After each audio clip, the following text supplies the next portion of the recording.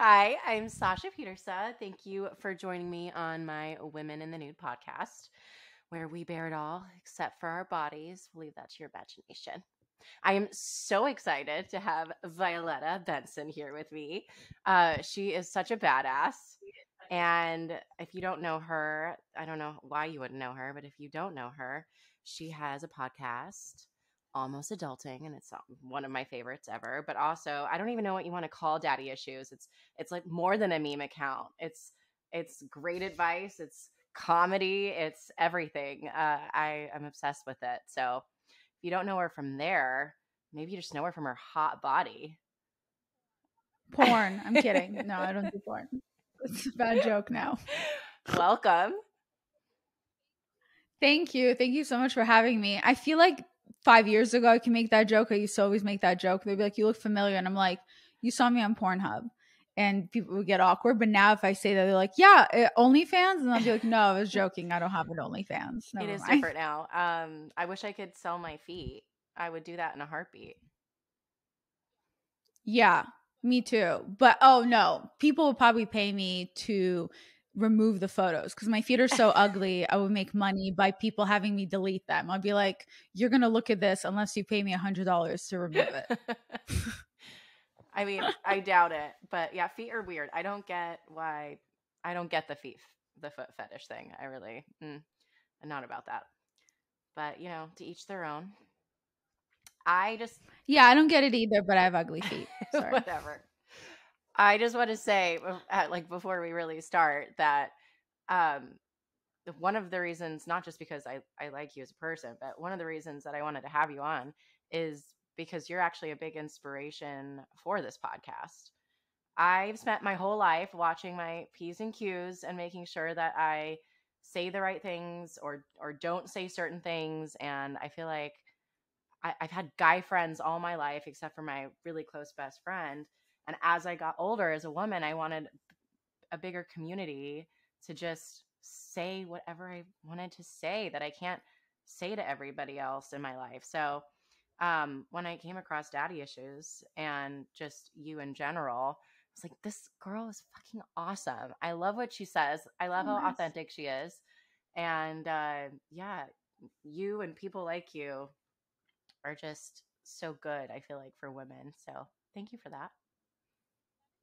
That is so nice of you to say. Thank you. I don't know what to say back. That's so sweet. I genuinely think I when people tell me I'm opinionated or I say what other people are thinking, it always comes as a shock because I don't realize that I'm saying things other people hold back from saying, like actually hold back so much from saying.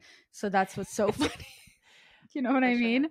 But I was gonna make a joke when you were talking at first, but then I was like, it's not a good joke. I was like, when you said I can finally speak up or whatever, I want to make a joke. Well, the high school you went to, I mean, it was so terrible. You had so many murders and all this drama in your high school and the bullying. But then it would have been silly. I love that. Go for it. I mean, that was kind of my high school, to be fair. I was homeschooled and right. that was I grew up in that world comically.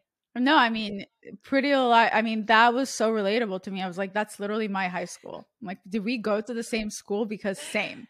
Like, yeah. Those text messages, those runs in the woods and heels, I bet. Yeah. Yeah. Weekend activities for sure. Who cares about the mall? Let's go in the woods. Yeah, let's solve a murder. Yeah. No biggie. So. Well, thank you. So that was my big thing, was that to start off, I'm obsessed with you. But yeah, as far as you go, like, you are doing everything. How does it feel to be you in 2023? That sounds so weird. How does it feel to be me in 2023? I really appreciate everything you just said. It's always a nice reminder about yourself when someone reminds you who you are, what you do, because I think a lot of times we are our worst critics and we happen to be the worst narrators of our own stories. So true. Because we create our own realities constantly. And sometimes if I'm in a bad mood, I'm going to create a very terrible reality. Not that I'm in a bad mood right now, but I think a lot of times we forget just in general how much we achieved, and instead we're constantly just striving for more and looking at other people. So I think yesterday and today, this whole week, I've been just super busy. So I've just been more in the mode of just getting things done and not really taking a second to appreciate where I'm at, whether just having a roof over my head or having a cat I'm obsessed with, or people that, like, my family still being around and things like that. So um I think I was more just sitting and thinking about the things I was lacking this morning. So I think it's really nice right now with us starting this podcast and you kind of making your comments. That's sweet because it's a good reminder for me, like, oh, okay, yeah, I have achieved enough, or it is cool that somebody from the outside looked at what I'm doing and that inspired them, or even 1%, even if it's 1% inspiration to start their own podcast. Like, that's so heartfelt and amazing, and that makes me feel really good. So thank Yeah, you. of course. Yeah, I can definitely relate to that. Yeah, I need a reminder a lot. And my husband's great at that, and my kid, is awesome at that too, and he doesn't even know. But yeah, you social media, you got constant reminders of how great or how terrible you are. And yeah, Yeah. um, but yeah, you're an inspiration. I'm at a place where I'm 2023 trying to kind of just make sure that I'm on the right track and be proactive about the things that I want. I feel like for so long I've kind of just I've I'm such a hard worker. I have a lot of passions and I go for things, but there is a part of me that just kind of waits to see what happens instead of making it happen. And I'm at that place now where I'm making shit happen, which feels really good. It feels really good to be proactive because I am the biggest procrastinator on the planet. I think all of us are probably procrastinators. And also I think with times they've changed and there's Hmm. so much information at our fingertips, and we are living in a life that's more comfortable than the past. I mean, yes, there was a pandemic and all that, but I mean, compared to the 30s, now we're living For sure. longer than in the past, and we have more time to sit around and to think about things like, am I feeling happy today or am I sad? What am I experiencing? Am I fully like about happiness, or what else do I want in my life? And I think in a weird way, it's making a lot of people more depressed or question more things, because here's an example.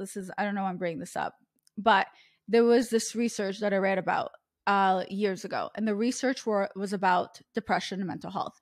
And they did a research between a poor neighborhood and a rich neighborhood, and what they found was there were more depressed people in the rich neighborhood. And does that mean that in the poor neighborhood people are just less depressed, they just love their life a lot? No, it meant that in the rich neighborhoods people have more time to sit around and to think, I don't have what this person on social media has, or I woke up today and I feel 8 out of 10 happy. So maybe something's wrong with me. Should I call a therapist? Maybe my life coach, maybe my yoga instructor. So they had more time to sit around and think about their life. In the poor neighborhoods, they weren't getting diagnosed with depression or feeling depressed or anything like that, because they didn't have time to to think about their feelings. They had to figure out how to feed their families. They had to figure out how to make ends meet. They had to figure out how to Hmm. survive. So they were just moving with life. So I think a lot of times we don't realize how privileged we are with the fact that we're even able to sit around and think about how we feel, or about yesterday, or how this person looked at me, or I'll do this thing tomorrow, or maybe next month, next week. It just, all these things, I think we're too much in our heads, and I think we're all victims of that Yeah, for sure. that makes total sense. I completely agree with that. It is wild. It's wild the day and age that we're living in. And then also as like a mother thinking about what my son is going to have access to is crazy. But yeah, keeping your mind stimulated on things that actually matter versus all the shit that we can go through now, and what we should I prioritize. think you are I think you are exactly where you're meant to be. And I think we need to give ourselves some grace and be easier on ourselves. So even constantly saying, oh, I'm procrastinating, it's because I'm a procrastinator, it's because I do this. No, it's because you needed to take time. Because if every day you worked really hard and you were 100%, then how would you be able to appreciate those days? You have to have those days of leisure and resting and working on yourself in order to have enough the energy and the perseverance to then the next day to give 100. You can't be at 100 every day. So I think we just need to be kinder to ourselves when we speak to ourselves. Yeah, absolutely. Speaking of being kinder, do you feel like you have reached a place where you have the ability to take that second to stop yourself when you're not being kind to yourself? Do you have that like control of being like, you know what, fuck, why am I being so mean to myself today? Let me get out of this. Or do you feel like it's like you get into like a hole for a couple days and you got to dig yourself out? Does that make sense? Yes. I think I have learned how to be kinder to myself over the years. I think I've definitely gotten better at it. I don't knock myself down as much. I've also learned to accept the fact that it's okay when I do want to dig a hole and feel sorry for myself, or when I do want to just cry it out, because in the past, being such a perfectionist or doing my best to empower others, I felt almost that I had to constantly set an example. So I had to constantly be happy and I had to constantly get over things fast because I'm giving others advice on how to be better. And I wasn't giving myself grace. And then my mom taught me that if I don't take breaks with my body and my mental health and with myself, then my body will take those breaks for me. And it's going to be at the most inconvenient times. So that, and she was correct, because with me personally, I'm so good at bottling, or used to be much better at this. I mean, in a bad way, that I would bottle my emotions so much and just push them to the side and just assume that I'll be okay, until eventually my body would physically get sick because my immune system will go low. Then I would get sick because I live with my cat who I'm allergic to. So if I don't take care of my body, if I genuinely don't take care of my immune system, I will get sick because my cat is already putting me on edge, my whole body. So, and then I get sick physically, and that's when I go, oh, okay, I'm hitting a wall, or I'm feeling depressed. Which, by the way, there's a difference between feeling sad, feeling depressed, and being depressed.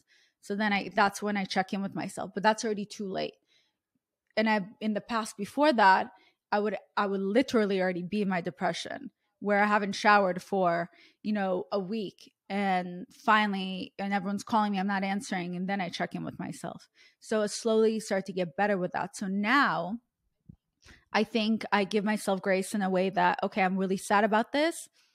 I'm just going to cry it out. You know what? I just feel like shit. Fuck it, V. Just do it. Just let yourself feel like shit.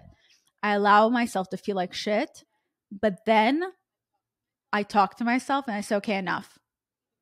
Even though I give myself that time, I also don't take a whole week now to really be cruel to myself. If I want to be cruel to myself and talk badly to myself, I give myself an hour or a night.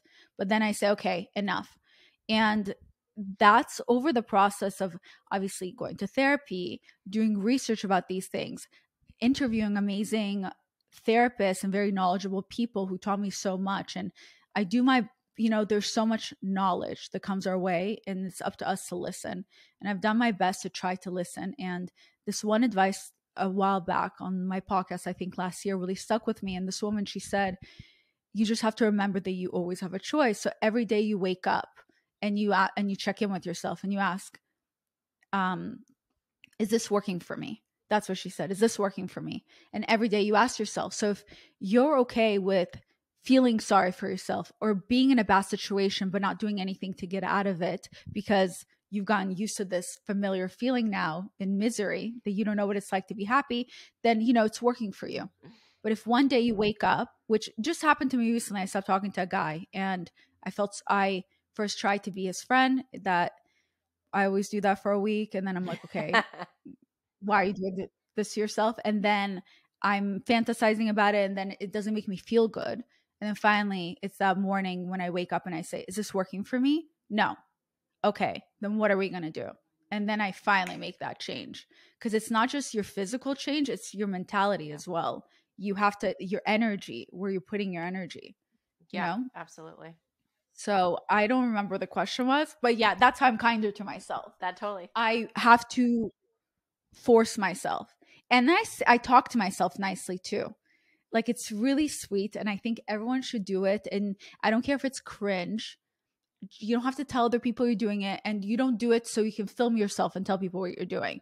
I never understand where people are crying a lot and then posting themselves crying, like pretty crying. And like, look, everyone cries. You don't have to share everything. It's okay. Like, relax. So what I've done even recently, when I felt bad about myself, I talked really badly to myself. I'm just like, okay, I'm pathetic. You're such a loser, blah, blah. And then I'm like, okay, stop. And then I start to feel sorry for myself. So I was just like, I gave myself a little cuddle, like a little hug. And I was like, you're so sweet. Oh, I like you. And I changed my perspective. And I said, that's so sweet that you're still able to open your heart up. That's so sweet that you still showed someone what love is. Maybe they really needed it, even though they didn't reciprocate. Maybe they needed it. So that's so sweet that you're able to still, give yourself to someone. That's so sweet that you're not jaded from this. That's so sweet that you're able to pick yourself up. I'm so proud of you. So just, it's crazy, but first you say it and you feel sarcastic and it feels like a joke, but then you start feeling it and it feels good and you start to believe it. It's even those the research that they've done with plants before, where they water two plants and one of them they say kind words to, another one they say negative words to, and the plant with the negative words dies faster. Interesting. So it's like watering. I'm watering myself. Right. Yeah. And it feels, even me speaking about this right now made me love myself a little more, reminding myself a little more how lovable I am. Like, it's cute. Very cute. I really like that. Yeah, positive affirmation for sure. You just had somebody on your podcast, and I'm forgetting her name, but she said that she is basically engaged to herself. Yeah, so Yes. she like got a tattoo, engagement ring tattoo, and I think that's kind of brilliant. As maybe not the tattoo for everybody, but the metaphor that you need to be committed to yourself, to basically your own growth. I think I like that a lot, but there's something that I've been thinking about lately that actually just reminded me that I should write down to talk about in the future. I think sometimes we make our identity one thing. And I think a lot of coaches on the internet, even including myself, we make something our identity, whether it's our politics or giving dating advice, or, okay, I'm married, so my whole identity now is my marriage, or I have a child, my whole identity is my child. I'm single, so my whole identity is being single. And then it's this weird thing of having to prove to everyone every single day how happy you are. And I think it's unrealistic. I think it's okay to also show that, of course, I love myself, but I still hate myself on some days. Like, so would I commit to myself in that extreme way? I personally wouldn't. I respect that she did that. Do I think that almost feels of a way to kind of, what is that? I don't know the English word, where it's fake showing, where you're going projecting too far out of almost. your way. Not projecting, it's you're going out of your way to try to prove something. Like, who are you proving this to? Yeah, it's trying too hard. And it's, or it's like those couples are always posting each other on Instagram and then they break up the following month and they're always like, even though you shit in the bed and I always have to I have to wipe that off, I love you, Brandon. And even though I don't hear from you for days, you have my heart. And it's like, okay, who are you proving this to? Like, say this to your therapist, not on your Instagram caption. Absolutely. Like, it sounds like you guys have issues. So I think we all need to chill out. And just admit that sometimes it sucks, whatever our identity is. Your identity doesn't have to be one thing. It can be a lot of things. And sometimes life is not 100% and it's not great. So yeah, I'm committed to myself. But do I always love being single? No, of course I would love to find a partner. But I'm also glad that I didn't end up with my partner that I was with. Most people don't realize I was with my partner most of my 20s. That's why I'm now single in my 30s, because I spent most of my 20s with someone that wasn't right for me. Yeah. So I'm only getting to learn now about myself. Maybe I'm projecting. No. You're definitely not. No, you're I think your outlook is good. But okay, so this brings me to dating apps because I had briefly told you I have never been on a dating app because when my now husband and I started dating, it wasn't really that popular. I wasn't like I didn't go on a dating app because I was interested in him and other people and what have you. So like I didn't physically go on a dating app, and then we started dating, and the rest is history for us. But it's not that I feel like I missed out on it, because obviously I'm happy with my husband. You can still get on it. Technically, yes. Yeah, for sure. I could. But there's this part of me that like, excuse me, felt like, man, this seems like a game. It's kind of fun. I want to experience it through my friends, which is kind of fucked up. But I wanted to ask, do you think that a dating app, or dating apps in general, do you think that they are more helpful or more harmful? I think I wouldn't use the word harmful, because I think, again, the same way with information, we have so much at our fingertips. I think it's more up to us what we do with it. But I do think dating apps have made people lazier. Me being a victim, being part of it as well. So when I'm saying the things that I'm saying, it's not without criticism to myself. I'm definitely part of it as well. I think it's made us lazier in a sense that you don't have to leave your house now to find someone. You don't have to put an effort to get to know someone. Okay, I don't like how they said hi. Swipe left. Never mind. Or the person I'm talking to, I'm dating, it's not working out with them. So you know what? Get back on dating apps. I'll find someone new. There's always someone around the corner. So you don't even try to make it work with whoever you're dating. Or some people are in dating apps, which the whole definition of the dating app, it's in the title, dating. But people go on dating apps with no intention to date. They just want that attention. So then there's a lot of people who are there for the attention, or a lot of people who actually don't know what they were looking for. And for some people, just chatting to someone is more than enough for them. They don't actually want to meet up with you. They just needed the validation that they can go on with their day. So I think in a weird way, it's made us more closed off. It's kind of the same way where now with the internet, there's more information now more than ever, which made things worse, because now there's all the misinformation out there. And even though we could figure things out on our own, supposedly now it's harmful for us when someone else tells us information, even though we could just Google it. I don't know. I just think everything is good in moderation. Yeah. And I think a lot of things now are post moderation. But again, it's how we use it. It's easy for me and my friends who are Los Angeles to complain about LA dating sucks. Well, maybe we suck. Maybe we're part of the problem. Maybe I'm also not giving people a chance. Maybe it's not where I live. Maybe it's me. I've told girlfriends before that their parameters suck. Like they've all their settings that they put on, they've made it so that like maybe 0.5% of anybody could actually fit in the boundaries that they've set, instead of just like you would be meeting somebody naturally. You have no idea what they believe, or how tall they actually are, or what they do for a living. There's all these different things that are requirements now, instead of it being fairly natural. And I just wonder if that's also part of it. I also think women these days, and I'm not trying to speak for all women, but it feels like if I could speak for all women, I would say most women I know, including myself, the way we've lowered our standards has been, we've lowered our standards so low at this point that we're practically in hell. Like we are in hell now. So that's how low the standards are.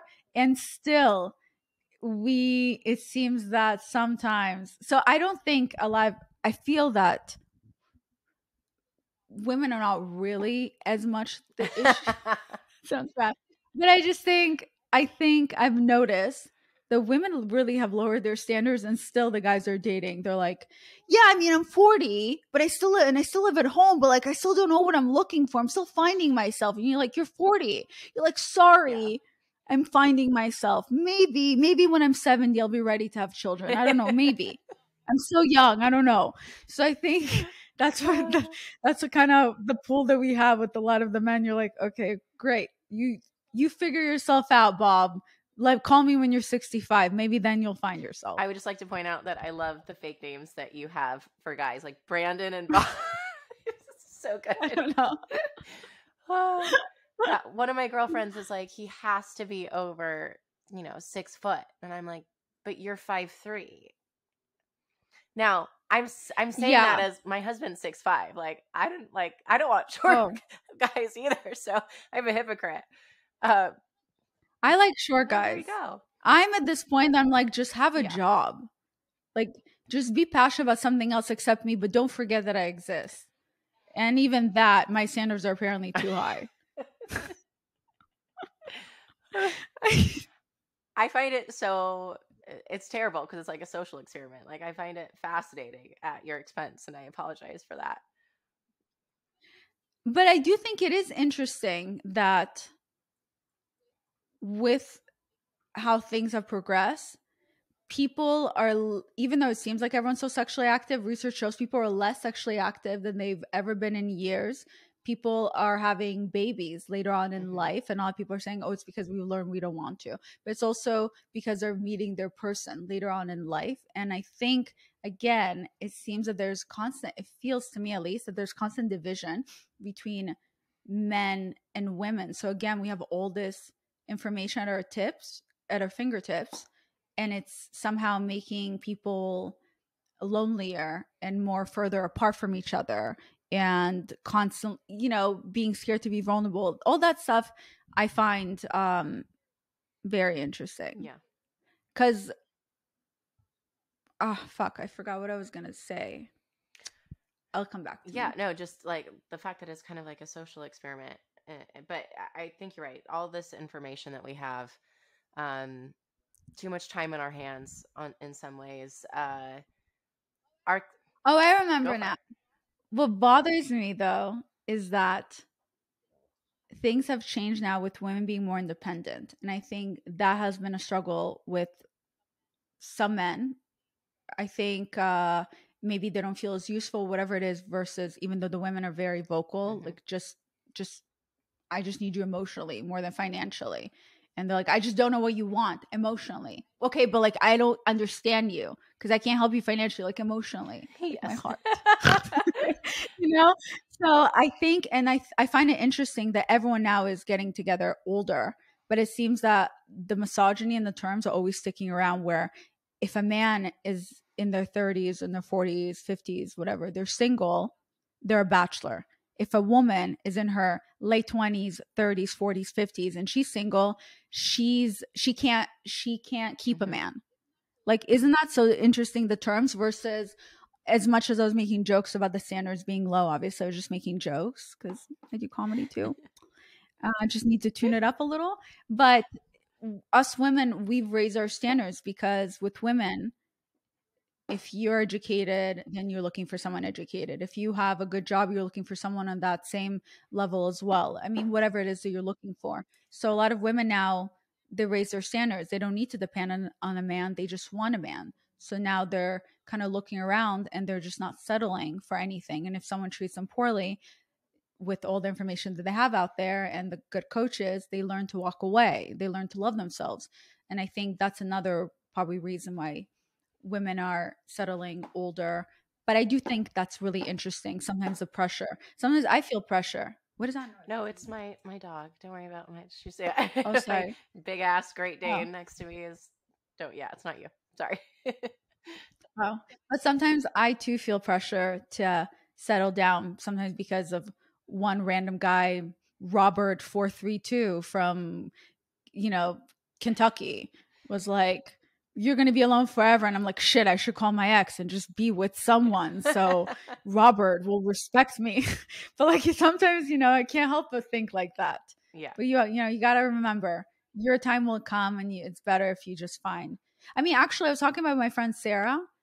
If you hit your 30s and you're single as a woman, then you ended up not a Mm, statistic, because I think it's like over 50% get divorced in their yeah. 20s. So we ended up good for us. Totally. There's definitely something to respecting yourself enough to not settle, to make sure that it's the right decision for you. I have a lot of girlfriends that haven't found their person and are becoming more and more okay with that longer timeline. Especially with the expectation of having babies at a certain time, or the pressure from your parents or society in general. But the standards thing, it's it's so important for your happiness, for your quality of life, for your eventual kids' future if you do want children. Um, I firmly believe that you need to be equals. This whole, yeah. Yeah, I agree. And of course, everyone's different. Some people are okay with a different type of marriage. I mean, my ex boyfriend, he made it very clear the type of marriage he was looking for, and the marriage he was looking for was a woman that stayed at well, he was Middle Eastern. I'm also Middle Eastern. A woman that stayed at home, took care of the babies. He gave her an allowance, a monthly allowance, and then she didn't ask him questions when he went away for the weekend to Vegas and does his own thing. She doesn't question him. She doesn't contact him. She lets him do his own thing, and that's a marriage because he's a provider. And obviously, I struggled with the thought of that. I should hope so. Most are okay with it. But there's some women that are okay with it because it depends. Some women, their whole life, they want to have the babies, and they love the Right. lifestyle. So they're okay with it. I mean, my parents, my mom was a housewife and my father was a provider, but she's also a very smart woman. And I got to know her much better as I've gotten older and understand so much more about her. I think we never stop learning about the people that we love.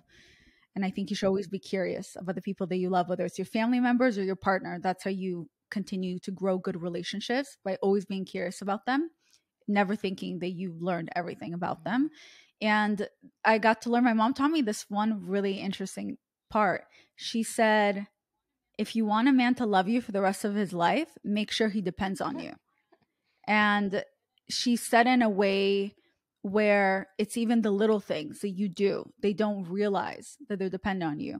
But my dad can't go a day without my mom. My mom can survive without my dad, and my dad can't survive without my mom because he doesn't even know how to make his tea. And he doesn't even know how to have a sandwich. And I know it sounds so silly. Okay, cool. So she cooks for him. For my dad, that's his Right. everything. So he like longs for my mother. He misses her if she's gone for a day. He's thinking about her. My mom has other friends. My dad has his best friend is my mom and no one else. So I'm South African, I'm Dutch, and so we share that, the immigrant situation. That I think it's also a big part of foreign families. My entire family is that way. But I knew that I did not want that for my marriage and for my partner. And I don't know if that's just more of like a modern day thing where, we have different ideals and different things that we want in a partner. But you know, my husband and I, we're very much equal with raising our son, with our jobs, with what we expect in our relationships. We have our strengths and our weaknesses, and obviously nothing's perfect, but that that equal in responsibility, maybe that's the word to use. So it's not that my parents aren't equal in their love and their what they want out of their marriage, but it is like it's different ideals. And um, I think women, like you were saying, more independent, more vocal. Adult women now, I feel like are just they're louder with their variety in their wish list. Because I think it was just a lot of like, it didn't matter.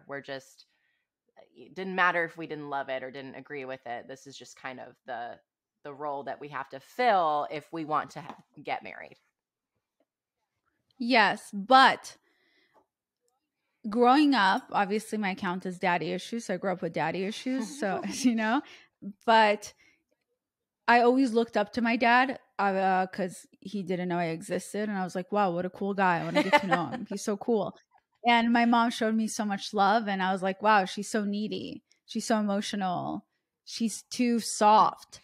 And then as I got older, I got to learn the strength of my mother and the weakness of my father, which I shared with my dad, where we didn't show our emotions. And I got to learn that's a weakness. And I got to learn everything about my mom, how strong she is.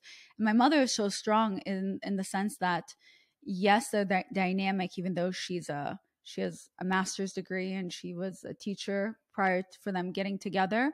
She took care of the children while my dad sailed away. I pretty much grew up on a ship growing up. Most people don't know that about me. So I was like a ship kid, whatever it's called.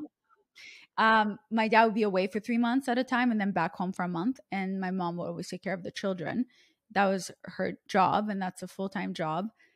But it didn't mean that their dynamic was that she was below him because she was the home taker, home caterer. I don't know the correct the homemaker. Homemaker. care. Yeah. Yeah, sure. That my mom is such a strong woman that when my father was kind of a player before my mom, and he dated a woman for 5 years, never planning on marrying her. They lived together, wasn't planning on marrying her.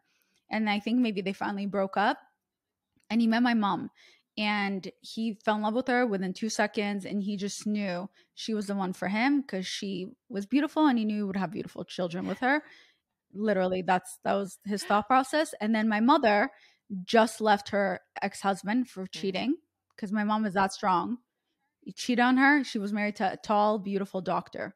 She found love letters and she left him. And he said, "You are 29 years old. You are damaged goods. You're a Jew in Russia, where no one likes Jews back then, or maybe now too, whatever." And he said, "Who's going to want to marry you? You're damaged goods. No one's going to want you." And she saved herself for this man.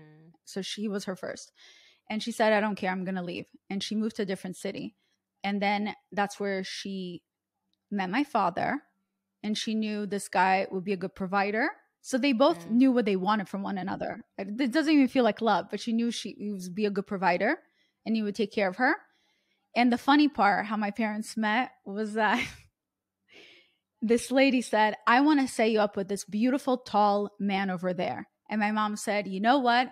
I'm done dating good-looking guys. How about his friend?" Which was my dad. And that's how they got together. My dad is shorter than my mom. And they got together. And my dad proposed to my mom after a month, Wow. 1 month. And they were engaged. And as they lived together, my dad made a comment. He said, because all men do this. By the way, girls, all men do this. He said, "I don't know, maybe I'm having second thoughts. Maybe we're moving too fast. Maybe we shouldn't be doing this." And as he turns around, he saw my mother packing her bag. And he's like, "What are you doing?" And she goes, "Well, you said you don't know what you're doing. So I'm not going to stay where I'm not wanted. I know better than to do that. So I'm going to go and you can figure out what you're looking for, but I don't need to be here for that." And my dad freaked out. He's like, "No, I'm so sorry. Please stay. I love you." And he never did that again. And that's the strength of my mother. That's her knowing exactly who she is. And that took me years to learn about myself. Only in my 30s that I learned, and I still struggle with that sometimes, where you never beg anyone, not just a man, you never beg anyone to want to be around you, or you never beg, you never stay where you're not wanted. My mom always taught me that. And the fact that she was strong enough to just about to leave versus arguing with him or begging him to love her just shows how strong she is. So yes, the dynamic where my father's a provider, my mom's the homemaker, but I got to learn that sometimes you don't have to be the loudest in the room to be the strongest in the room and to be the boss. My mom is the boss in the family. I just never knew that before when I was younger. I thought it was my dad. He's not. It's my mom. I want to meet her. she's so She's so honestly she cool. sounds amazing. And yet she's so soft and loving. She's one of the most loving people I've ever met in my life. And she, based on her life, she had every reason to not be a loving person. And then my dad being, so hard-headed growing up with him, even though he's changed now, it just shows you how two people were given really bad lives growing up, and they both had a choice what to do with their lives. And my dad chose to be colder and to be a bit heartless to protect himself. And my mom chose to still be such a loving person to the universe while still respecting herself. And to me, that's so beautiful. I never knew how much I could still learn from my mother as an adult. It's cool when you get to grow older and you get to see your parents in a different light. No, it's true. There's this interesting movement through life when you realize that your parents aren't right about everything. And it's that reset and getting to know them. And I love what you said about always being curious about the people that you love. And that is true. And we're always evolving. We're always changing. And I think a lot of people get upset when people change because you see people a certain way and you don't like it when they grow into something else because you don't understand it. And if you're not going to take that time to understand why they're changing, what direction they're going in, good or bad, it can upset the whole apple cart, and it can upset your life. And I think that it also takes a lot of courage to get to know your parents in that way. And I struggle with that in ways too. Like I said, I love my parents, and I had a great childhood. But life is complicated, and it's it, it's building a different type of relationship in your adulthood. Some people have an easier time with that. Some people don't. Um, and I love hearing you and that story, and that you've been um, able to form that and just get to know them in that way. What is your relationship like with your dad now? I believe we're close, but I think everyone has different definitions of close.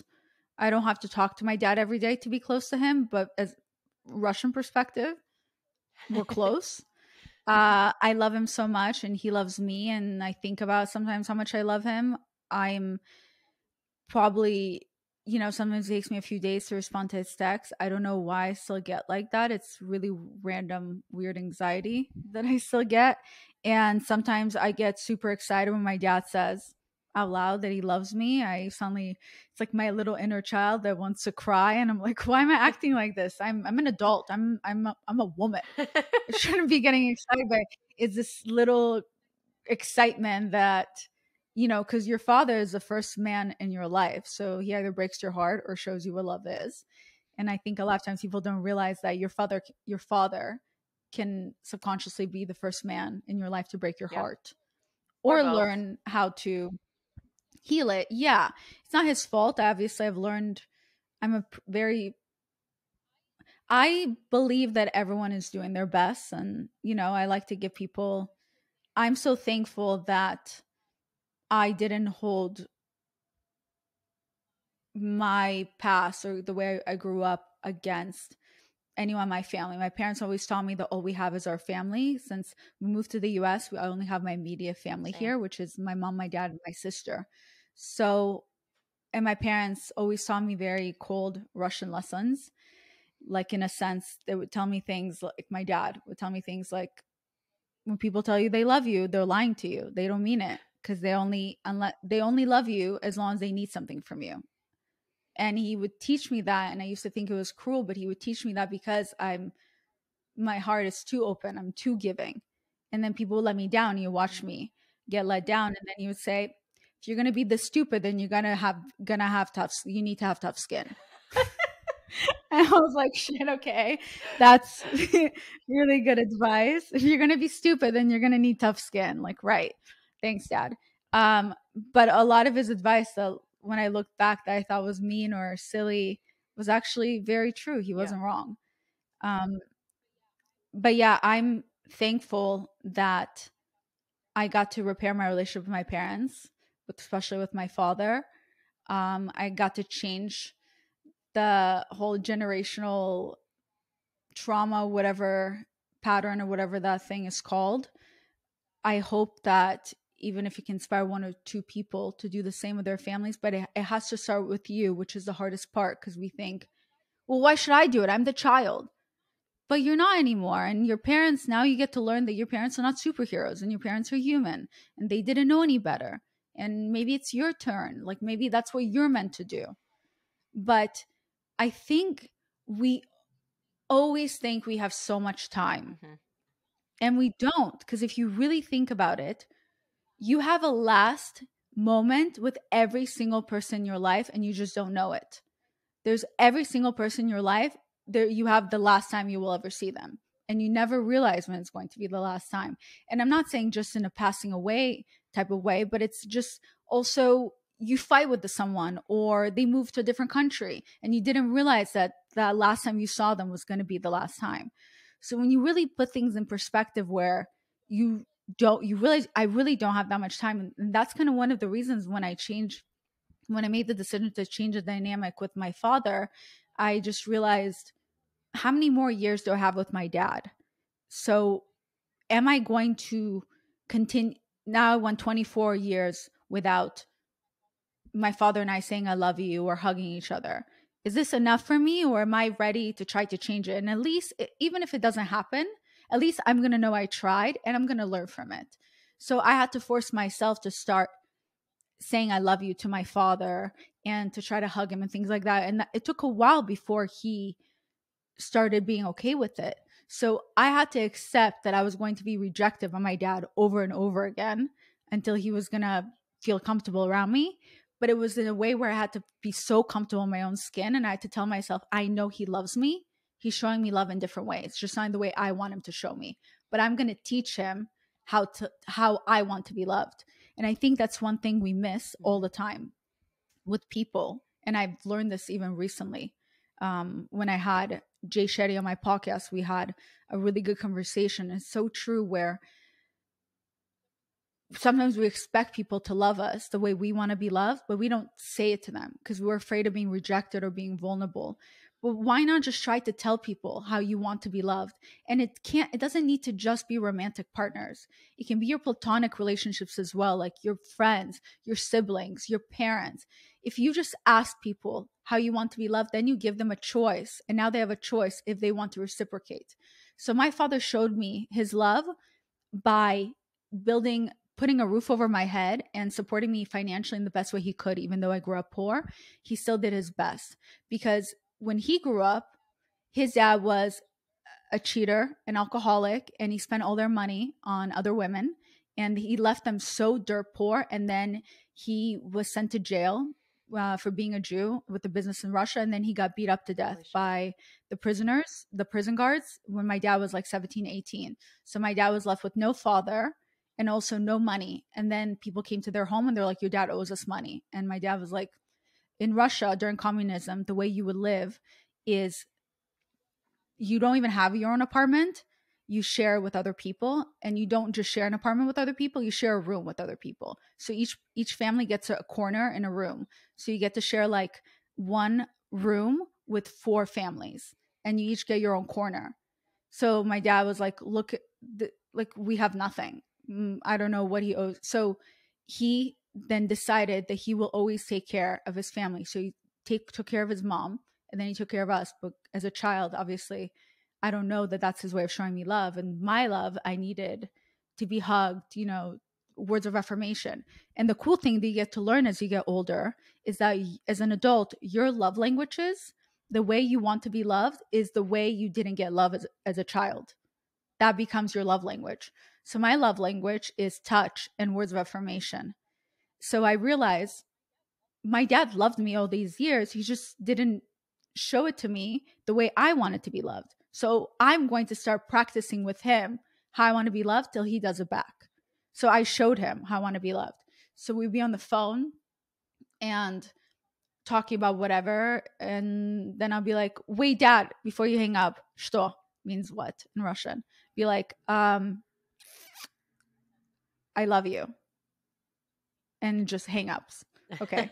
A few more times, do it a few times, then finally a few times later, I love you. Silence. Hangs up. Okay. Wow. He waited this time. You know, a few more times, I love you. Me too. Click. Okay. A few more times, and then eventually you get that I love you too. You know, you do the hug. It's awkward. It's uncomfortable. We don't touch each other. This is weird. But no, just do it. Okay. Now I kiss my dad on the cheek. Sometimes I kiss him on the mouth just to fuck around. I kiss both of my parents on the mouth sometimes. But you know, it wasn't okay. I want to change the dynamic. Tomorrow it changed. It was like a year process. I'm so sorry for going on a No, tangent. I love it.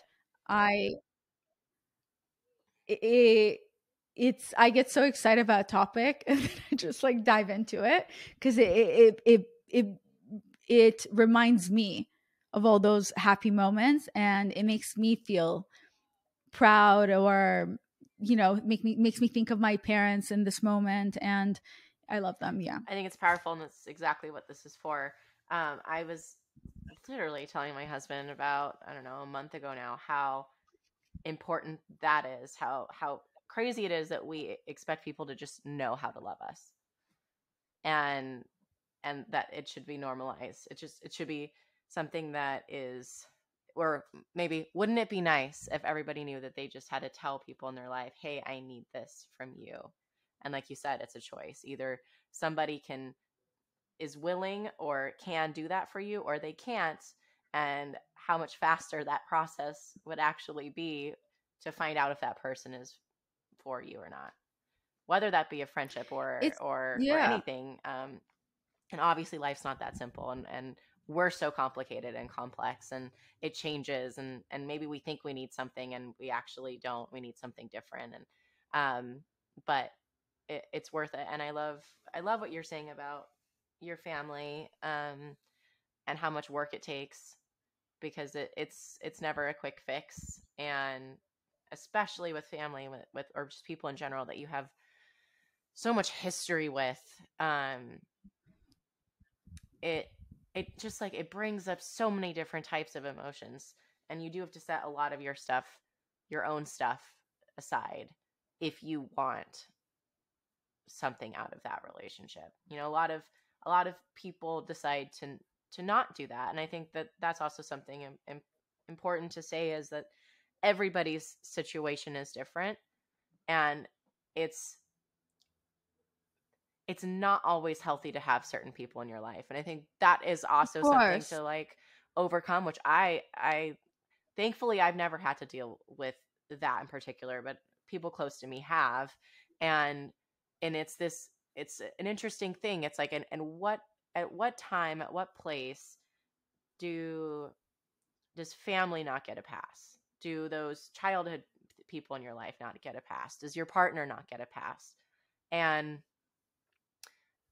ultimately I think that is a personal question for each person, and that is also where your mental health comes into play, because I feel like so many times we keep really toxic people in our life because we feel like we have to, or that, you know, it's expected of us, or we feel so badly for them if that relationship were to split. And you're how where does your mental health come into play to make sure that, you know, that you don't go off the deep end, that you're trying to keep yourself on track? And Yeah. where is that, where is it selfish and where is it not selfish? And is it it's it's so complicated, and it's like every journey is different. um but I feel like it's just Yeah. so refreshing to see I somebody where it does work. You know what I mean? It works for us, but okay, so here are my 2 cents on that. There are a lot of families out there, and for my friends, the people I spoke to, where there's nothing they can do to savage the relationship that they have with their family, with one of their parents or both of their parents. It's too far. So of course, sometimes it does cross the line, and there's only so much you can try. You can't completely drown Mhm. yourself and, you know, not care about yourself and your well-being in order to try to make it work with people who clearly don't want. But at first, if there is a chance where you can make it work, I think you should try, because a lot of times us as humans, we move with so much of our egos. Yep, lots of pride. And it's more about, well, what about that time that they did this and this? Okay, but what if you removed your ego and you just forgave? What if you were the bigger person? Well, why do I always have to be the bigger person? Well, do you care about this relationship or not? So you can try. And again, you can tell people how you want to be loved. And if enough times the other person lets you down, then you can say, okay, they don't value me the same way I value this relationship. Now I can decide what to do and to move away.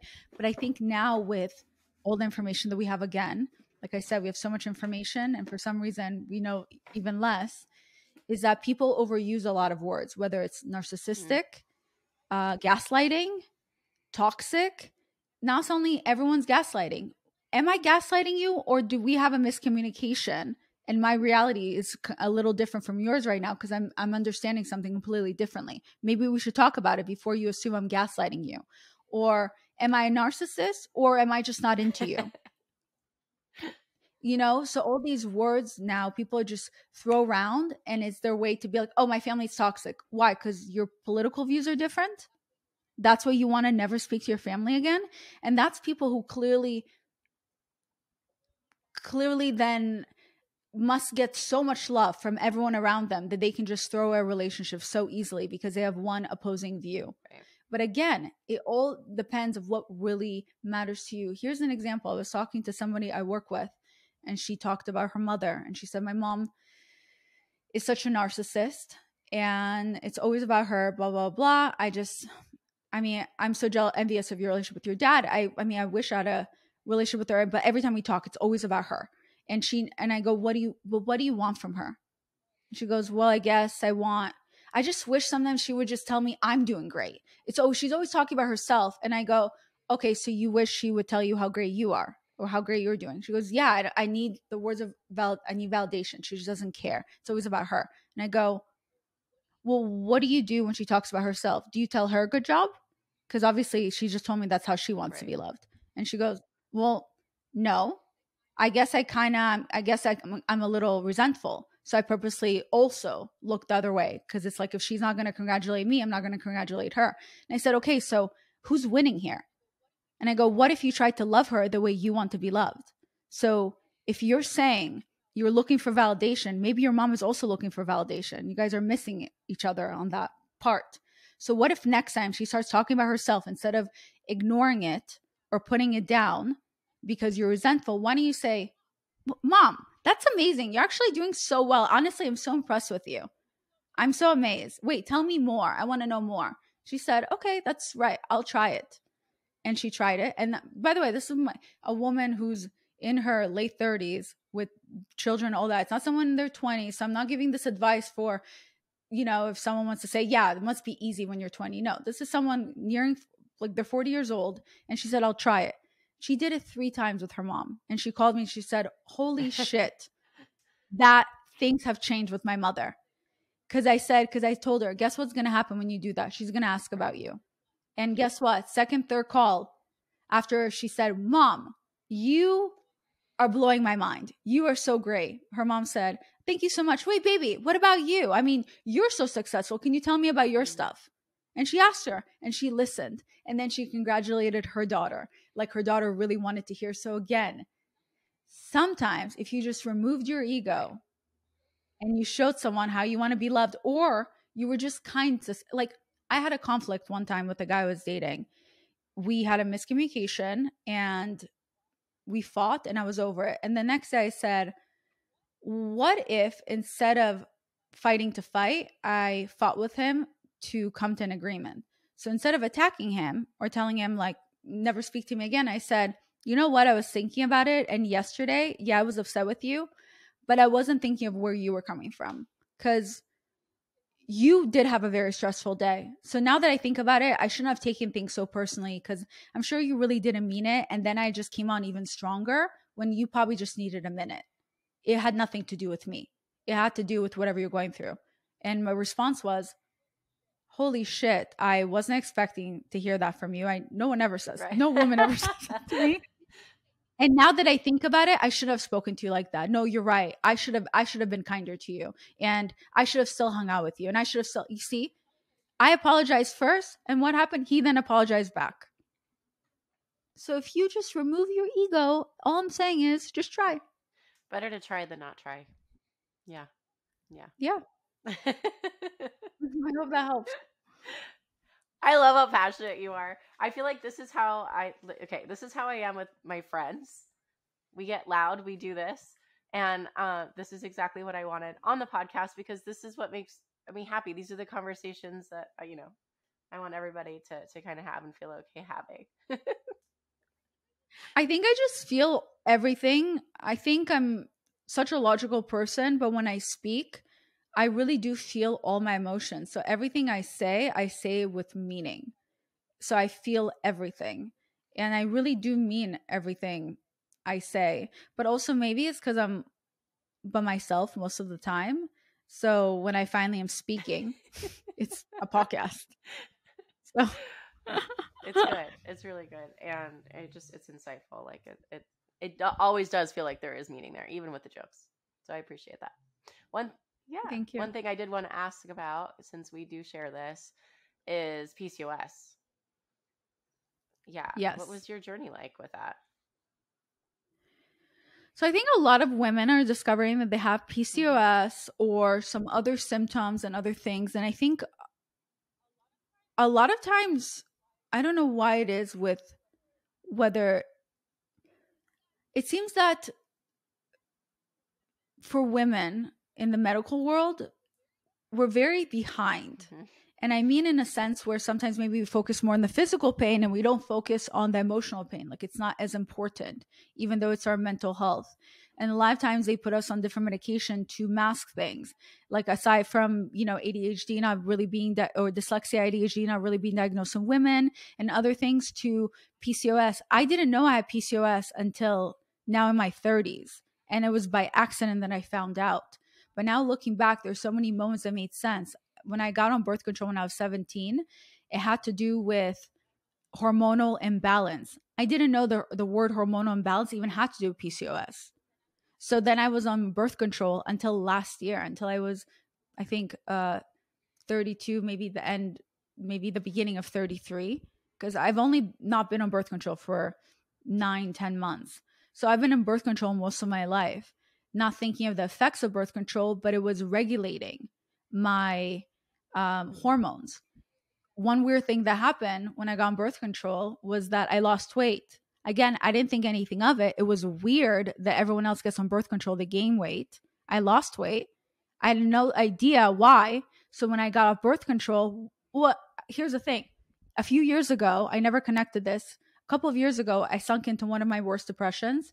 And it's when I tried to get off Adderall and birth control at the same time. I assumed it had to, and I gained loads of weight and my emotions were like this all over the place. And I was depressed, and I didn't understand why. And I attached it to Adderall. Oh, it's because I'm going through Adderall withdrawals. And then I just got back on both Adderall and birth control. Never thought about it again. Fast forward to now, I finally decide to get off birth control because I was thinking of freezing my eggs. I get off birth control. I start getting acne on my face, specifically my chin and my neck. Like not acne, like effing acne cysts, like insane. Loads of acne on my chest, on my back. I gain a little over 10 pounds out of nowhere. Like I'm eating the same. I can't drop it. Like no matter what I'm doing, I'm practically trying to starve myself. It's not coming off. And my moods are all over the place. I feel everything a lot. And again, not thinking anything of it. I literally, the way I had to change the way I eat was annoying at first, to be fair. It took me over 10 months to lose the 10 pounds that I gained, that no one explained to me. And again, everyone said, that's so weird. You gain weight when you got off birth control? Yeah, I thought it was weird too. Right, because I have PCOS. I don't know that yet. Then I go through egg retrieval and I'm producing loads of follicles. Follicles are the things that hold your eggs in them. And your eggs doesn't mean all your eggs are good, but when you have PCOS, you can produce too many. The thing with PCOS, some women have high estrogen and some women have high testosterone. When the doctor told me is what I have is high estrogen. And I said, wow, does that mean I'm like extra feminine and attracting all the men? And he said, no, it means you gain weight and you're very like unstable emotionally. And I was like, oh, okay. Not what I was expecting. Cool. Okay. I literally was like, oh, I'm feminine. I'm in my feminine energy because I'm extra estrogen. And he's like, no. Yeah. So he's like, you about to something about developing diabetes from it and all these other issues. I was like, okay, cool. So I'll chill out with that. So I finally, 11 months in now, been able to start to get rid of, maybe my hormones are going back to normal, but been able to kind of get rid of the back acne and the chest acne. I still get neck acne before I'm getting my period or when I'm stressed, which is obviously hormones. I even have like some, not scarring, but like pigmentations stains. and stuff, yeah, which I've never had before because I have pretty clear skin. It looks clear right now, by the way. I would never know. Thank you for saying that. No, I still can't see it. Well, okay, it's there. I'm not wearing makeup, but I put concealer on that area just because, yeah. But I finally lost the weight. I had to change my diet. And also with all the having PCOS when you're going through freezing your eggs, that's another thing because I produced between 40 to 50 follicles in my stomach. So I had to scrape all of that out. So I had no idea that I was going to feel the most pain post-procedure versus leading up to it, like a lot of women that I know.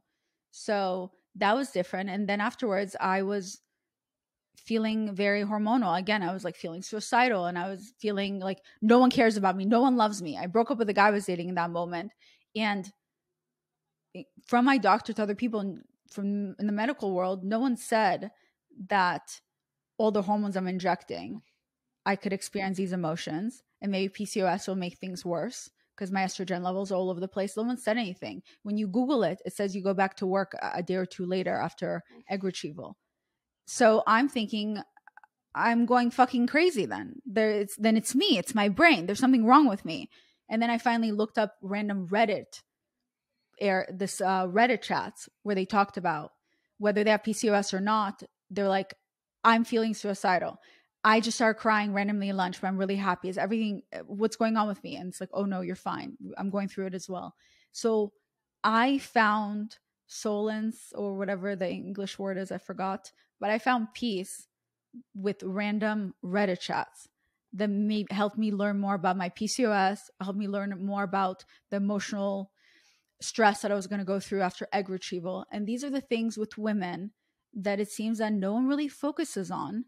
And whether it's postpartum depression after pregnancy, whether it's getting on birth control, getting off of it, it's almost like you'll just deal with it. Or, oh, she's just being a woman. She's being emotional. Maybe it's the birth control. Did you think about that? Maybe I have PCOS. Or maybe you're a cunt. Or all three.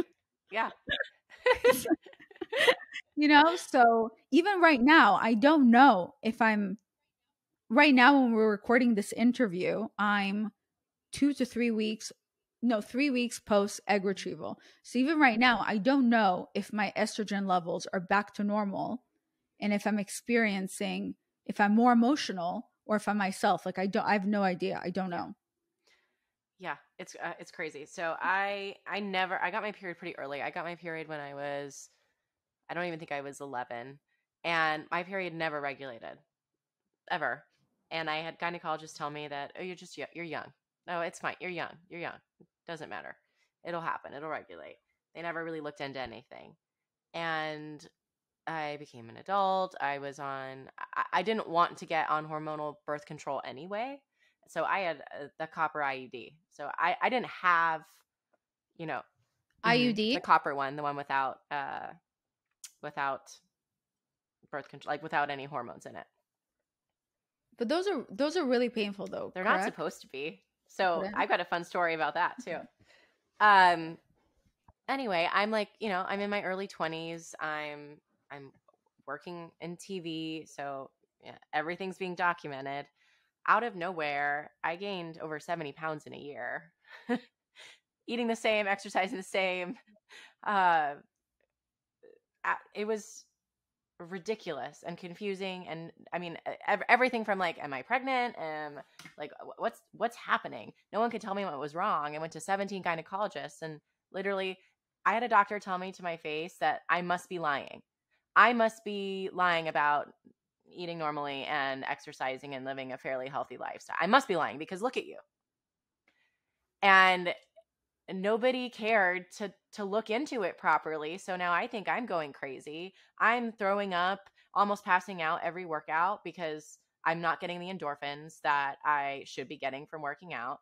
I feel physically ill when I'm eating things that should be decent for me. I have like no motivation to like, be, well, in general, fatigue, but no motivation to do the right things because none of it's working anyway. And someone eventually was like, why don't you try an endocrinologist? And so I was, oh, well, sure. I went to this endocrinologist. She finally, like, she was the only doctor that truly listened to me. And I was telling her about my family history. I was like, yeah, I've got diabetes in my family. My mom has has a hyperthyroid issue, which is kind of the opposite issue. And so, maybe it's my thyroid, maybe it's, she was like, everything that you're telling me points to PCOS. I have to, check with the blood tests and everything, but that's what it sounds like. I was like, what the fuck is that? I've never heard of that. What is that? And I, I just like had this relief because at least I know what it is. And it took a long time, and I was put on metformin, which slowly started to help. And I I go through, roller coasters where I'll be able to lose some of the weight, and then my hormones will spike, and I'll gain 20, pounds out of nowhere. And it's so frustrating, but she put me on the keto diet, and that changed my life.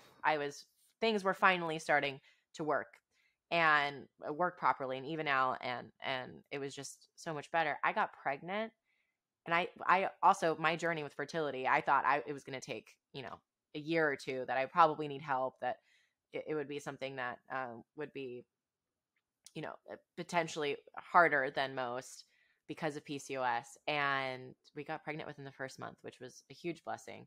And my pregnancy was healthy, but my pregnancy reset my hormones, which can happen with a really small percentage of women. But I like, knock on everything, my hormones are balanced. And PCOS never goes away, it can be dormant. So right now it's dormant, and I'm obviously doing everything I can to keep it that way. But my journey was so rocky getting here. And if just one doctor, I feel like, just took a little bit more time to look into it, how much quicker would that have changed for me? It's and PCOS, like, as can cause many different other health issues. It can cause ovarian cancer, it can cause breast cancer, it can lead to so many different things, and so many women have it and don't know, and could potentially end up with all of these other health problems later in life. It's infuriating that it's not. I mean, I think it's starting to be, but it's infuriating for that. For so long, it wasn't even on the table as a possibility. Like, why aren't gynecologists like looking into that being a possibility? I Right. don't understand. You know what's crazy? I've been prescribed metformin before, and I didn't know why, and I didn't take it, because that's another thing. Even when they say words, they just throw it They don't explain around, it. and then no one explaining to you. Even when I found out during the egg retrieval stuff that I have PCOS, I was like, wait, someone mentioned that I have PCOS. I forget. I think a listener or someone mentioned to me that PCOS, and I said, wait, am I have so many eggs because I have PCOS? And the doctor was like, yeah, you definitely do. Yeah, you have PCOS. Anyway, and I was like, huh? And then I had to Google about it to understand. And then that's when I started to connect the dots. And that's when I got to, and then the medication they were giving me kept lowering my estrogen because some levels were high. And again, no one's telling me why. And I think I asked him, what kind of PCOS I have? Oh, you have high estrogen. So my brain had to connect the dots again, like, oh, that's what we are lowering my estrogen, because I'm at risk now of OH. SS thing, which I think happened to me during my retrieval, which is why I couldn't sit or walk for 2-3 Cool. days. But again, yeah, super cool. But again, like it wasn't explained to me. And by the way, that is one thing that I forget about some women with PCOS don't get their periods. Because someone else I interviewed, she has that issue and she has high I have high testosterone. testosterone too. Yes, that must be the difference, because that's when people now ask me about PCOS, they get surprised I get my period. I think that's the difference with the estrogen versus testosterone. Because when I got birth control, I still got my period again, but it was like it took months of very painful periods to finally.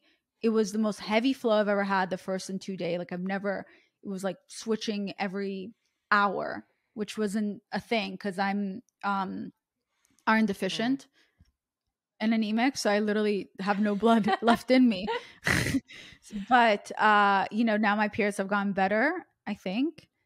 Yeah, they have gotten better, but it's interesting. PCOS is definitely comes differently for everyone. I mean, me complaining about 10 pounds and you saying that you gain while you're filming 70 pounds.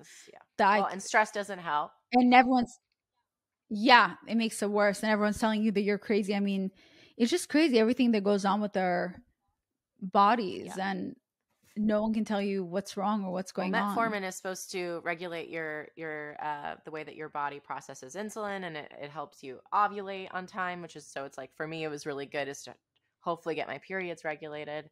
And this is the first time in my life that my periods have been regular ever. The IUD. So when I first got my IUD, please, dude, I've read horror stories about it. It was fucking awful. It was so excruciating. This guy did not care. So the gynecologist that I was going to, it was a Catholic hospital, and so they couldn't do it. They had to like request that a different different hospital for the insertion. And this doctor gave no shits. Like, he was so rough. He just kind of like threw it up there, and it was awful. My cramps afterwards were terrible. Fast forward, I don't know. I don't even think I had it for a year. My boyfriend, who's now my husband, was like, I feel something that I shouldn't be feeling.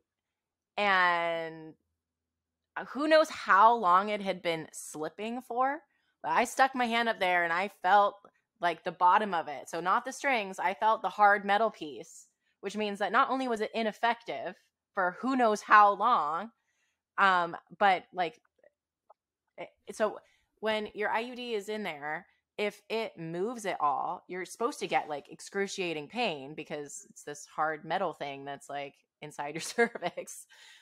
But because it slipped straight down, I didn't feel it until it was too late.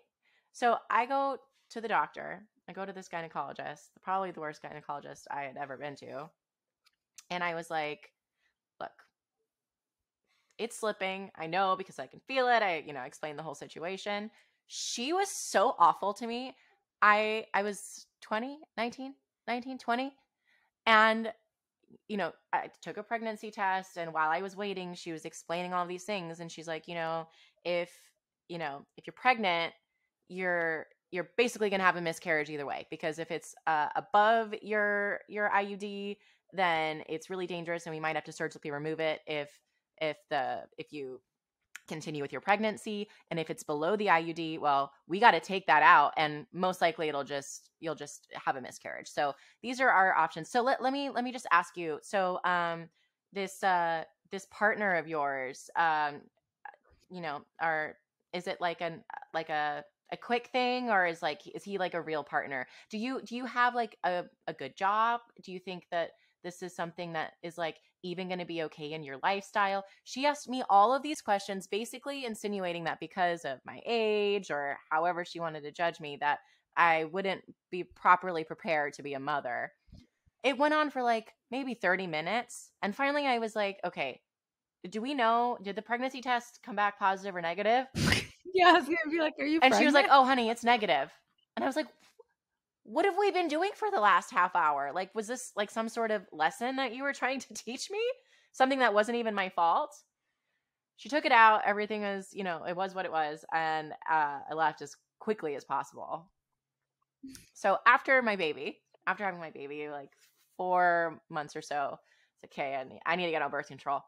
And my then new gynecologist was like, okay, well, do you want to get back on the IUD? And I was like, well, it was excruciating the first time. I don't really think that I want to go through with that. And she's like, it was? I was like, yeah, it was terrible. I had the worst pain ever. She's like, it's not supposed to be painful. And she's like, yeah, it's like uncomfortable and you might feel like a little bit of sharp, pains and whatever, but it's not supposed to be that way. It's not supposed to be terrible. I was like, okay, well, that sucks, but let's try it. And she's talking to me and, she's got all of her equipment down there and she's opening me up and all that fun stuff. And I was like, okay, well, just let me know, right before. So she's like, it's already in. I'm just cutting the strings. And I was like, what? That's what it should have felt like the first time. What the hell was that guy doing? So women. Did she numb you down there? Nothing. Okay, then all I've read horror stories and Reddit, like horror stories where people are fainting afterwards. And first of all, I didn't even know it was metal. Like, that's insane. Yeah, there's copper in that it. they put something without numbing you down there. It's like metal. There's plastic parts to it, but there's like a copper thing running through it, and it's metal. And the bottom is like got a little metal thing. Yeah. And my friend, she said, I go to a really good gynecologist, but he's expensive, and he gives me a shot first so I get numbed, and then he puts the IUD there. All of those stories, I was like, no, then I'm just not having sex. But, here's the thing, though, is like it lasts for like 7 to 10 years and you don't have to think about anything. So it's amazing. It is amazing if like, you're going to be okay with potentially having excruciating pain for a little bit. But other than that, like there's a couple things. If you're allergic to copper, then you're fucked. Like I've had friends not know that they were allergic to copper until they had the IUD and like everything goes haywire because you got like copper in your coochie, So like it can be bad for some people, but if it works for you, you don't have to think about it. You don't think about taking a pill. You don't have to think about it fucking with your hormones or your mental state, or it's definitely got a place. I love it. But man, yeah, it's women's health is like, it's the wild, wild west. It sucks. Yeah. Like when they found out that, they created birth control for men, but it was giving them side effects like sadness, depression, mood swings. Yeah. And that was too much, even though literally just the same side effects. Yeah. Or less. Through. Yeah. Yeah. And when you bring it up, some men in the comments on the internet will be like, okay, so you want men to be depressed and suicidal. Do you know how bad that is for us? It's like, right. Yeah. No, of course I know. We go through it too. None of us should go through it. How about that? Yeah. Yeah. Well, that's good that we both, you almost gave me a glimpse of hope. Obviously, pregnancy and going through the hormones for egg retrieval, completely two separate things. But it made me think for a second in my brain. I was kind of like, ding, ding, ding. I was like, oh my God, what if it re-triggered my body with the PCOS, and maybe now I'll suffer less from it. Yeah. Like I was wondering that in my head. Or it could be worse. Some women DM me and they said, took me months to go back to my normal emotional self and whatever other things. So I don't know what the answer is. I mean, I feel like every woman to some degree gets postpartum depression. We all like think about postpartum depression as the extreme ways, which is like a lot of women like they feel like they can't connect to their baby, or they get suicidal, or they have like crazy like postpartum depression gets really, really serious, and that's what we think of. But there are so many different versions of postpartum depression. It looks different for everybody. And I didn't think that I had postpartum depression until like 6 months after. And I look back at those first 3 months and was like, yeah, like having a newborn is hard as fuck regardless. But like I definitely had a cloud over me for 3 months. Definitely did. And I think I think that's so important to stress this more, not just for women to learn about our bodies and about this, for the partners to learn about this as Yeah. well and to be educated about it. Because did you know one of the highest rates for cheating is post Hmm. pregnancy? For men to cheat on their wives because the men feel unloved by their wives. They feel like they have to compete for attention with the baby, or that the woman is not paying attention to them, so they go look for the attention somewhere else, not understanding that she just had a Yeah. baby. She's barely sleeping, taking care of the baby, but oh wait, there's another baby in the house. Obviously, I'm being sarcastic, but you know what I Yeah. mean. And I think that's why it's so important for the partners to also learn, so then the partners can be there. And like to learn that the high percentage of cheating happens after pregnancy was so insane for me to learn that, and so scary. But I think that's where the men need to be educated, that maybe for the first 3 months at least, it's not about Yeah. you. Maybe check in with your wife. It's not about whether or not you got your dick Yeah. sucked today. Check in with her feelings, because maybe she's going through postpartum depression. It's a real thing and she's not purposely Right. ignoring you. I think that's again where the communication comes in. And it's not, because obviously the way I'm speaking right now, some in a joking manner, so it sounds like I'm attacking, but it's more about the communication and to learning. So then okay, my partner is not acting their usual self, something's off, how can we fix this so we can be happy Yeah. together, versus that person is just overreacting, or she's just ignoring me again, I'll go look for it somewhere It's so else. ridiculous.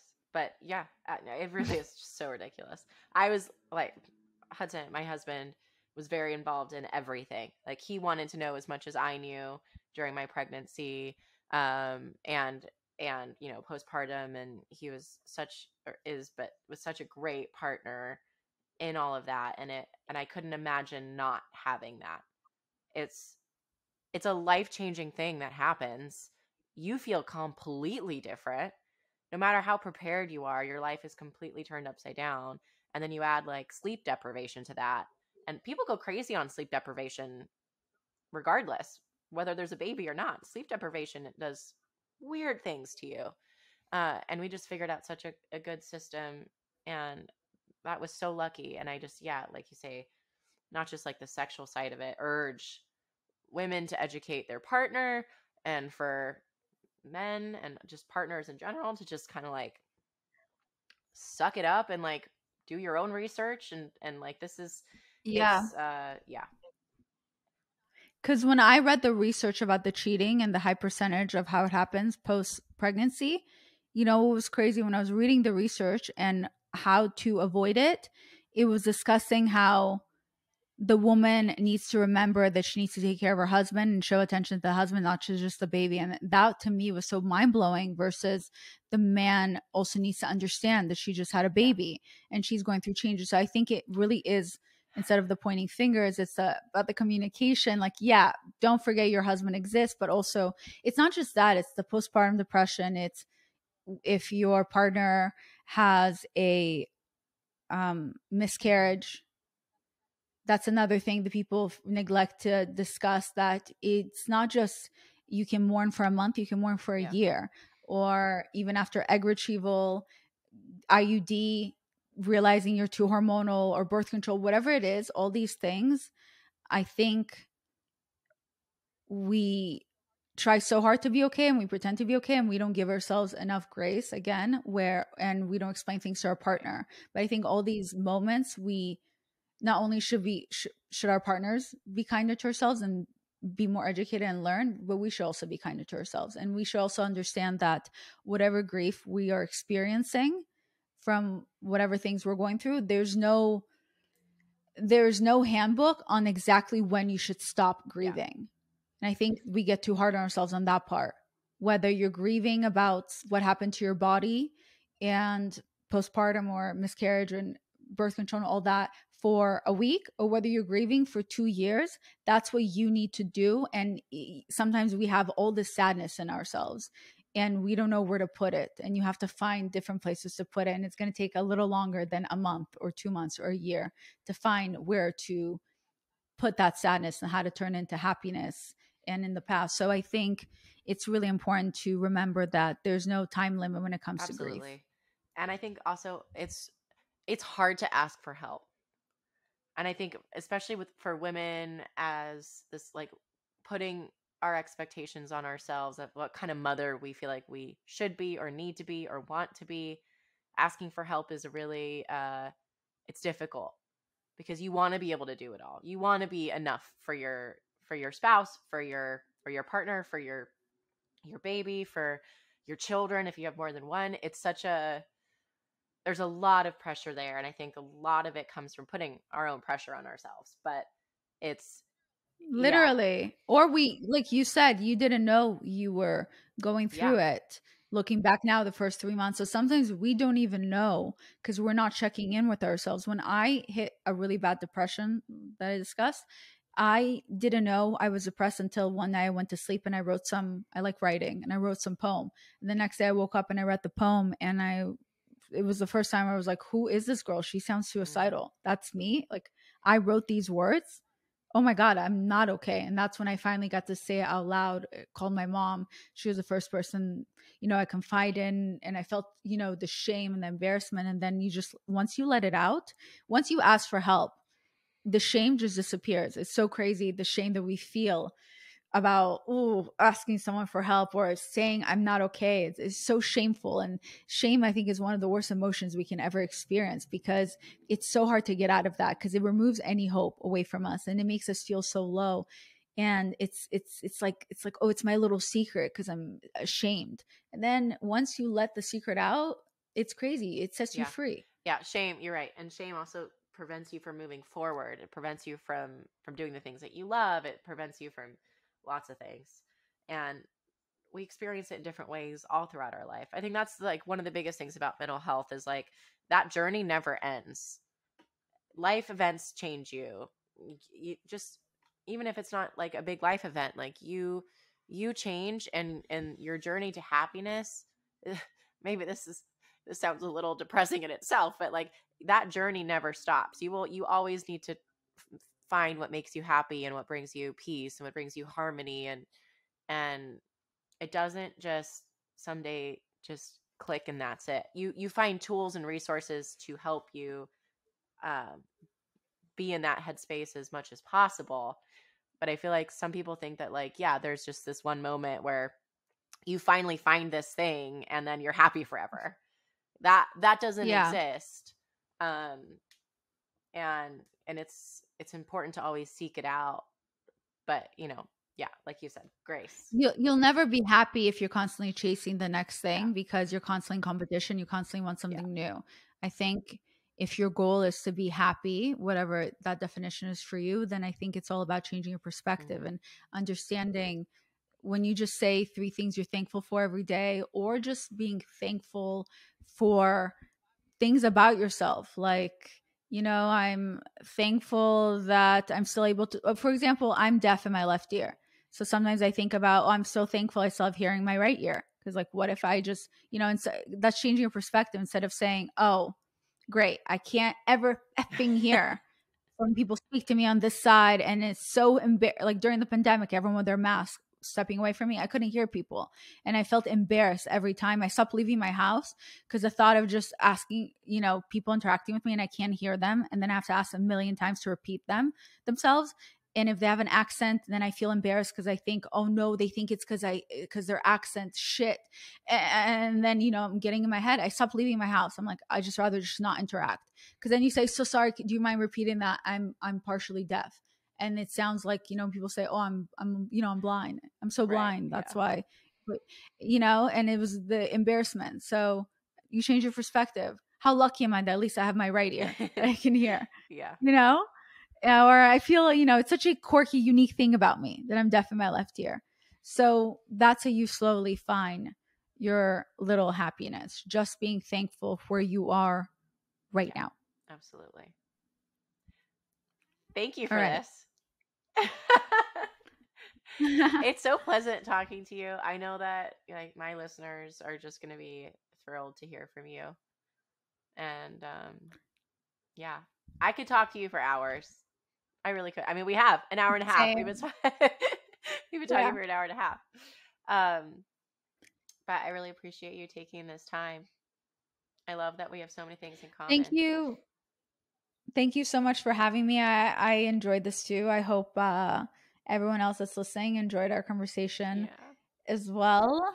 Um, I feel like this conversation definitely was a great highlight for me to remember a lot of little things that I forgot to be thankful for, and it was a good reminder how far I've come. It was a good way for me to check in with myself, my mental health as I was speaking. I was like processing, okay, it's how what I'm feeling, what I'm going through. So this was really great, for now it's going to set the tone for the rest of my day, which will be a happy day. Aw, that makes me really happy. I think I have fallen more in love with you, Violetta, after this podcast. You're just so fun, but you are also just such an incredible person with so much to offer. And I'm so glad that our listeners get to experience you and everything that you are. And that's a wrap on another empowering episode of Women in the Nude. The conversation doesn't stop here. Stay connected with us by following us on Instagram, Women in the Nude Podcast, for behind-the-scenes sneak peeks, thought-provoking quotes, and updates on upcoming episodes. Subscribe to us on YouTube for full-length video podcasts, Sasha Petersa, as well as visiting our website, Women in the Nude Podcast, for more resources and past episodes. Thank you for joining us on this naked journey to wellness and self-love. Remember, vulnerability is strength, and by sharing our stories, we empower each other. Special thanks to my amazing producer, Hudson Schaefer, aka my hot husband, for making this podcast possible.